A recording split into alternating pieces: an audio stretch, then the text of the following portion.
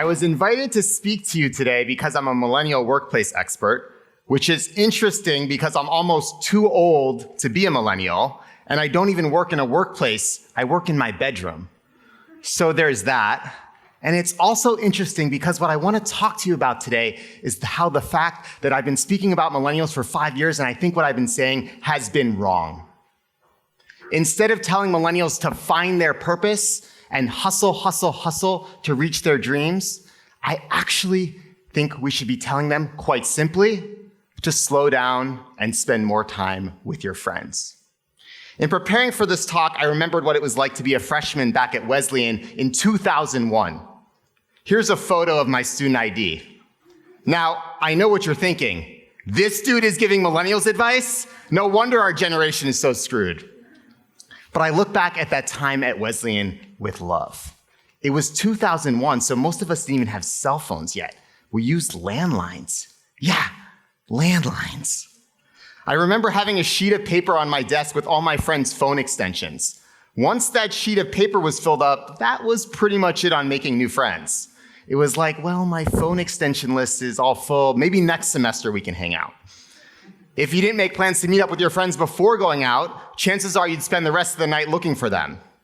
There was no iMessage. We just had those whiteboards outside our dorm room. Someone would leave you a message, dude, where are you? Then you'd go to your friend's dorm room, dude, where are you? I'm here. This back and forth could last the whole night or even the whole weekend. It was like the original Snapchat snap streak. Of course, you'd eventually find your friends roaming campus looking for a house party. You'd be walking with a pack of 10 people and run into another pack of 10 people. Someone would be like, I heard there's a party on 60 Fountain. I heard 84 High Street. I heard back to Hewitt. Party on Vine. Sometimes you'd get there and there wasn't even a party happening. People would be like, nah, man, there's no party here. Get the hell off my porch. I have a midterm tomorrow. There was something very meaningful about that pre-cell phone, pre-social media time for me. I felt very present. I knew who my friends were. I spent a lot of time with them listening to CDs, in the library, studying on Foss Hill, loving life. Fast forward almost 20 years, and my friends are spread out all across the country. Many of them are married and have children. Meanwhile, I spent much of last year sad and kind of depressed. This is interesting since my nickname is Smiley, and I have 4,868 Facebook friends. My social media depicts this life of a successful author, traveling around the world, speaking, helping people figure out their purpose. I bump into people and the first thing they say to me, without even asking how I am, is, Smiley, you're killing it. Your life is dope. You're awesome.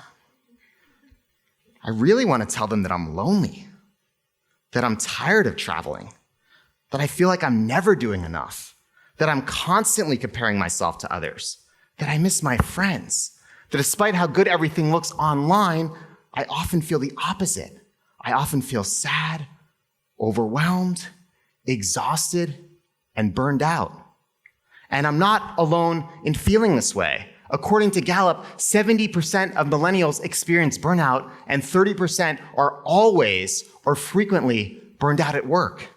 Data shows increasing rates of anxiety, depression, loneliness, and even suicide among young people. I've come to the realization that there's a good chance that your friend, who by the looks of things on social media is doing better than everyone else, is in fact struggling more than everyone else. And I think this pressure to work with purpose, the pressure to share your work and build a following, and the pressure to hustle and be out there killing it is toxic for young people. In many cases, it's ruining our lives. I think it's high time we said, enough. So here are 3 shifts I'm making that can help cure millennial burnout. Shift number 1, from purpose to patience. In my previous TEDx talk a few years ago, I called millennials the purpose generation. I got up here and quoted statistics noting that 50% of us would take a pay cut to find work that matches our values, and 90% want to use our skills for good. But this obsession with purpose is driving too many millennials to never be content with their current job or career situation, to always be worrying about whatever's next. Everyone deserves meaningful work, but finding out what you're good at what you enjoy, takes time, sometimes years. You can't just swipe right and make an impact. I think patience is a far more useful virtue for millennials. So if your job isn't perfect, good. If your boss annoys you, good. Welcome to 2,000 years of being an adult. Instead, focus on what you're learning. Understand that every piece is an opportunity that's part of a larger puzzle. Now, I used to complain about how much my job in federal government sucked. But 15 years since graduating college, I realized that it was that very job that launched my career as an author and speaker. Had I not had that challenging opportunity, I wouldn't be here today. I wouldn't be who I am today. I can actually see now that I discovered my purpose from the jobs that were most frustrating for me, most imperfect, and most out of alignment. Shift number 2, from followers to friends. I used to advise millennials to find believers and build a following for their idea. Now I think it's far more important to know who your real friends are and spend as much time with them as you possibly can. With the prevalence of social media, we're more connected than ever before, but we have lost sense of who truly matters. The average American adult has only one real friend and spends just 4% of their time with their friends. 4%.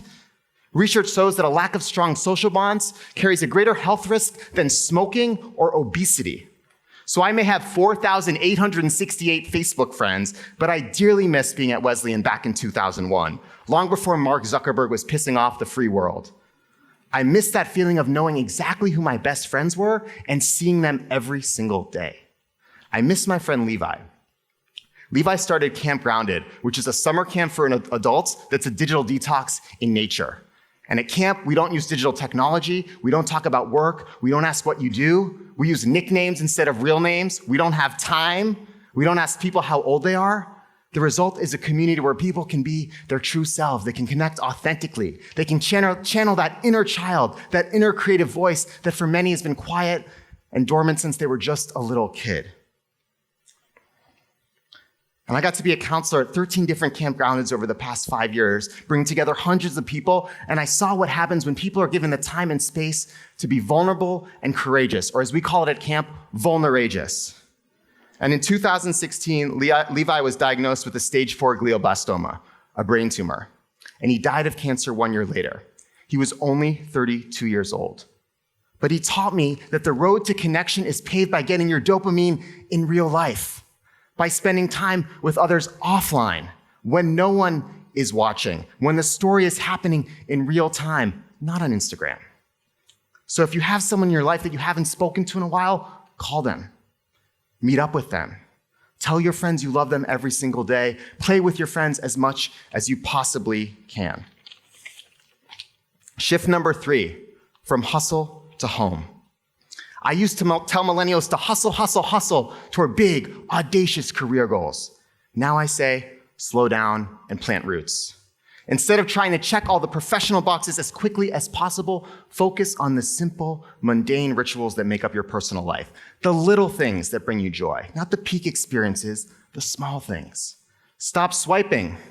Instead of dating 6 people, holding out for someone better, date one person for a few months and see if you actually like them.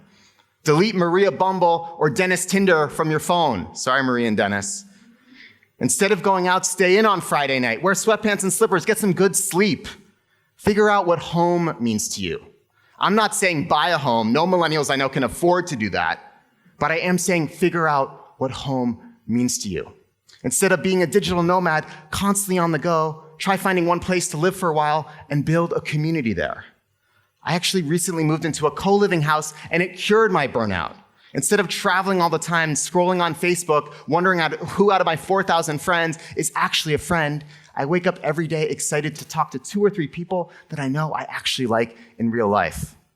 I spend less time scrolling and more time cooking dinner with my roommates.